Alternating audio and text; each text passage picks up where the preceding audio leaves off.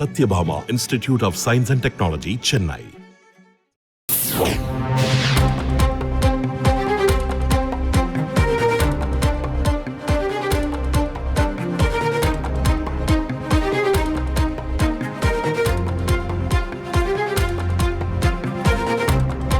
குட்கா முறைகேடு தொடர்பான வழக்கின் விசாரணை அதிகாரி நேரில் ஆஜராக வேண்டும் என சென்னை சிபிஐ சிறப்பு நீதிமன்றம் உத்தரவிட்டிருக்கிறது. இது பற்றிய கூடுதல் விவரங்களை எமது செய்தியாளர் சுரேஷ் வழங்க கேட்கலாம். வணக்கம் சுரேஷ், இந்த வழக்கின் பின்னணி என்ன, முழு விவரங்களை பதிவு பண்ணுங்க. வணக்கம். தமிழகத்தில் தடையை மீறி அதிகாரிகளுக்கு லஞ்சம் கொடுத்து குட்கா பொருட்கள் விற்கப்பட்டதாக டெல்லி சிபிஐ போலீசார் வழக்கு பதிவு செய்திருந்தார்கள்.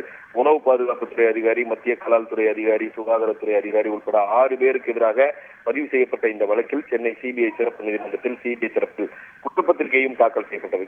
இதே வழக்கில் முன்னாள் அமைச்சர்கள், முன்னாள் டிஜிபி, முன்னாள் காவல்துறை ஆணையர் உள்ளிட்ட மத்திய மாநில அரசு உயர் அதிகாரிகளுக்கு எதிராக 2022ஆம் ஆண்டு சென்னை சிபிஐ நீதிமன்றத்தில் சிபிஐ கூடுதல் குற்றப்பத்திரிகை ஒன்றை தாக்கல் செய்திருந்தது. அந்த கூடுதல் குற்றப்பத்திரிகை முழுமையாக இல்லை என்பதால் அதை பிழையை திருத்தி மீண்டும் தாக்கல் செய்யும்படி சிபிஐக்கு நீதிமன்றம் உத்தரவிட்டிருந்தது. இந்த நிலையில் இந்த வழக்கில் முன்னாள் அமைச்சர்கள், உயர் அதிகாரிகளுக்கு எதிராக வழக்கு தொடர்வதற்கான ஒப்புதலை தமிழக ஆளுநர் அளித்திருந்தார். இந்த நிலையில் இந்த வழக்கு சிபிஐ சிறப்பு நீதிமன்ற நீதிபதி மலர் வாலண்டினா முன்பு இன்றைக்கு விசாரணைக்கு வந்தது. அப்போது சிபிஐ தரப்பில் அந்த கூடுதல் குற்றப்பத்திரிகையில் குற்றம் சாட்டப்பட்டிருந்த மேலும் 2 பேருக்கு எதிரான விசாரணைக்கு இன்னும் அரசின் ஒப்புதல் கடிதம் கிடைக்கவில்லை என்று தெரிவிக்கப்பட்டது.